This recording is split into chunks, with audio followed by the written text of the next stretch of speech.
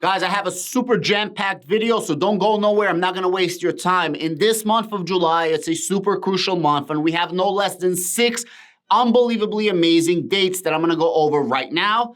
On July 8th, this Friday, we will be getting the jobs report. It's going to be very interesting to see if we have a strong or weak labor market. A strong labor market is very interesting for the economy. A strong labor market means that the Federal Reserve can be more aggressive with their rate hikes to try to avoid a recession, which I'm going to go over in just a moment. A weak labor market means that the Federal Reserve needs to calm down a little bit, because if they raise the interest rates too high, that's going to cause us to get into a recession, or a long-lasting recession, a severe recession. And again, stick with me. I'm going to go over the recession in a moment. So this Friday, July 8th, jobs report, super important. And remember, what's good for the everyday person in terms of labor doesn't necessarily correlate to a positivity when it comes to the stock market, or now the crypto market, or even the real estate market.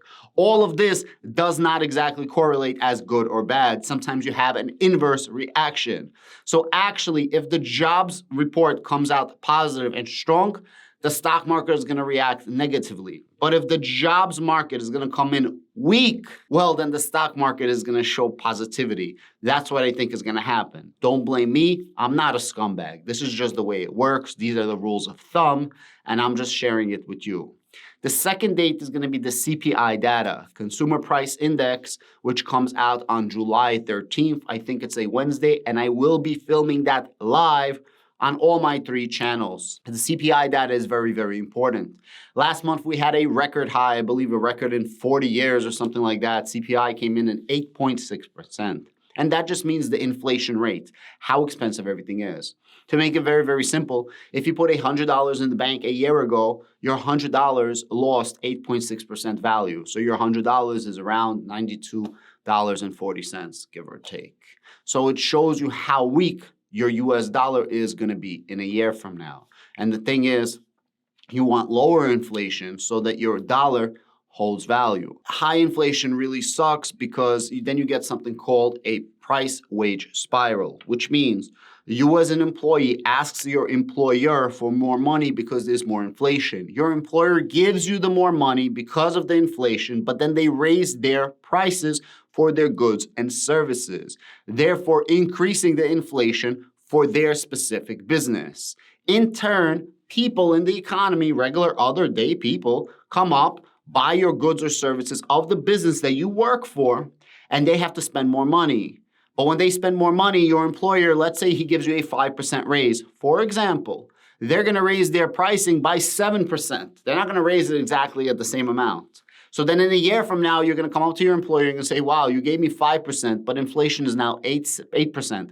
Can you please raise me again? Your employer is going to say, no problem. I'm going to give you another 5% raise. What is your employer then going to do? Again, raise it by 7%, and how they feel for real estate, so on and so forth. It's literally consumer sentiment index. Consumer, who's that? Me, you, all your neighbors. How do they feel about the market now, and how they feel about the market later on? Once a month, I'm definitely going to be making a video when that comes out. The day after Consumer Sentiment Index is July 27th, where we're actually going to have the FOMC meeting, which stands for the Federal Open Markets Committee. This is done 8 times a year. It's not done every single month. The next meeting this month is the last meeting for 2 months. In August, there is no meeting, and the meeting after that is going to be in September. So it's very, very important to cover this meeting. I will be covering this live on all 3 of my channels. It's going to be very important to see what the Federal Reserve is going to do.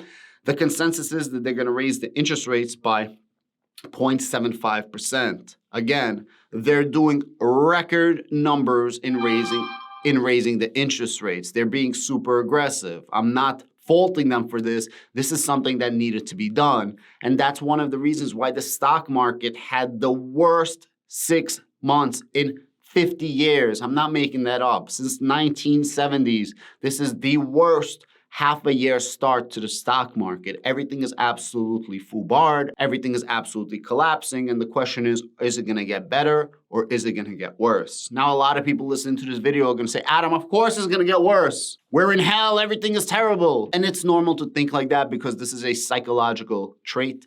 As everything is bad, of course, it's doom and gloom. But if the market starts bull running, all of a sudden your psychological traits, all of a sudden your psychological thinking is going to switch to the opposite. Everything is great and nothing can ever go bad. We're going to the moon. This is a bull run. Everything is all good. When things are good, people rally. And when things are bad, people are super depressed. Very few people actually think what will happen in a month from now, 2 months from now, 6 months from now. And this is why nobody has the rule of thumb of 3 to 6 months reserves. You should have 3 to 6 months reserves before you do any type of investing. What does that mean? That means that if shit hits the fan and you're getting $0 in, you should be able to cover all your expenses in your entire life for 3 to 6 months. And a lot of people are gonna say, Adam, are you freaking crazy? Nobody has that type of money. And you're gonna be very surprised. A lot of people have that type of money. That initial saving phase really sucks and is very, very difficult. But a lot of people cut corners and they can make that happen.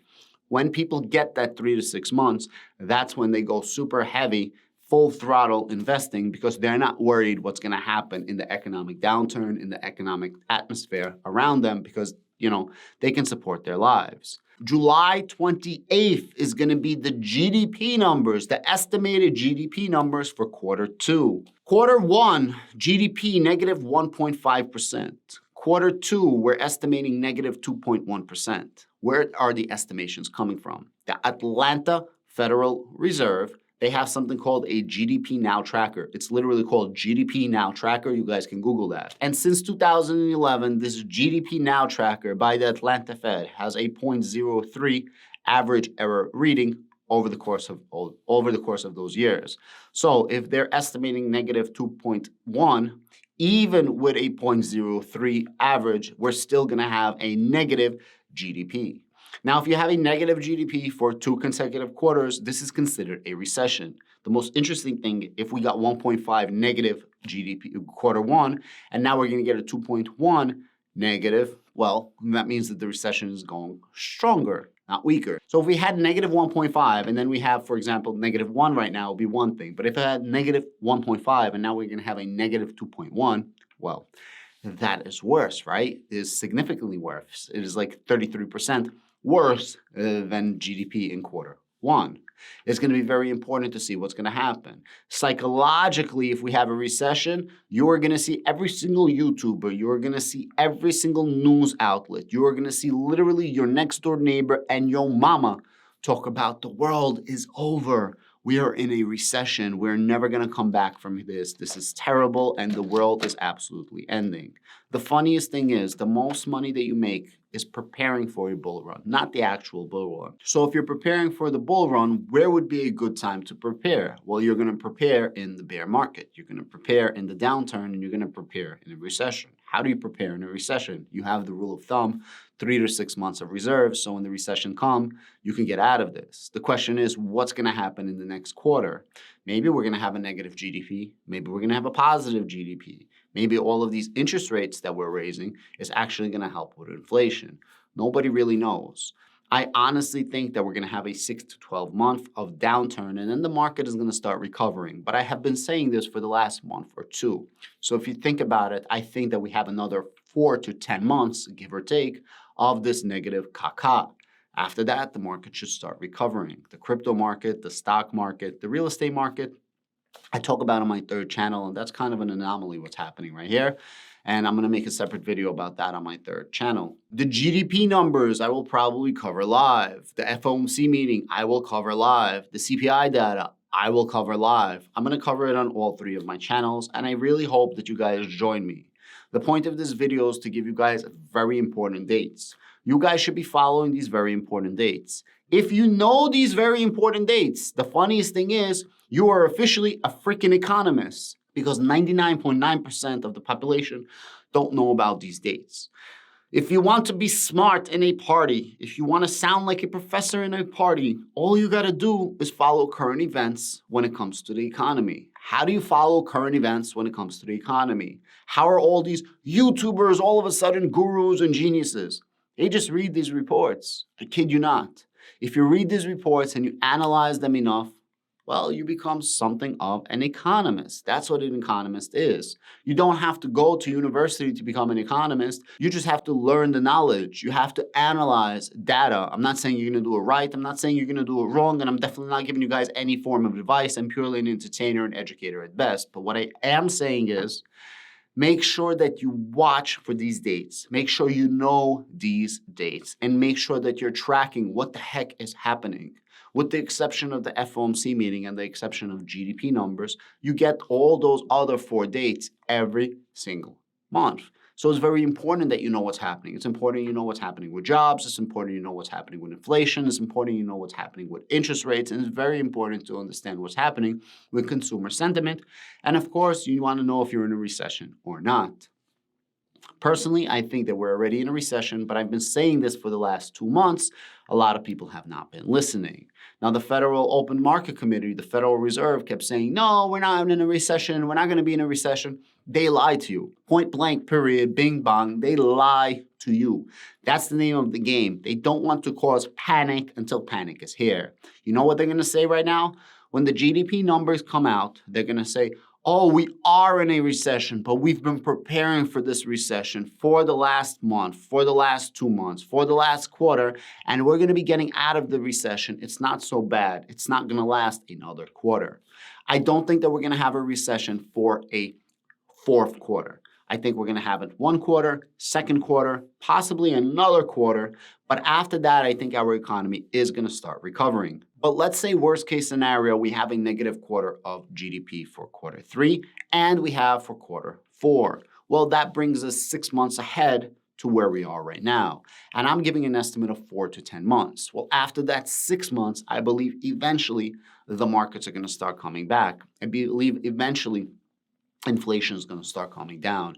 I think something is going to give when it comes to the energy prices. So the CPI data, 35% of the CPI is actually energy. Some way, shape, or form, we need to bring down gas prices. Almost all inflations are at the core gas prices, whether it's the delivery of goods, the procurement of supplies for services, everything boils down to gas prices. I think eventually we will get the gas prices down. I think eventually something's going to give with the Ukrainian-Russian war. Eventually. Things cannot last forever. It does not work like that. Unless there's some anomaly and really the world is over, it does not work like that. So you want to prepare in the bad times for the good times. You don't make the most money in a bull market. You make the most money in a bear market, preparing for the bull market. If you're feeling this type of information, please hit the subscribe, and I will comment in the comments. If you tell me, hey, Adam, I subscribed, I will personally say thank you as a show of appreciation for you subscribing to my channel, because a lot of people are not giving this type of information that's super basic, that most of these online YouTube gurus try to falsify that they're super smart. But in reality, they're just reading the freaking data and regurgitating to you. Have a great day.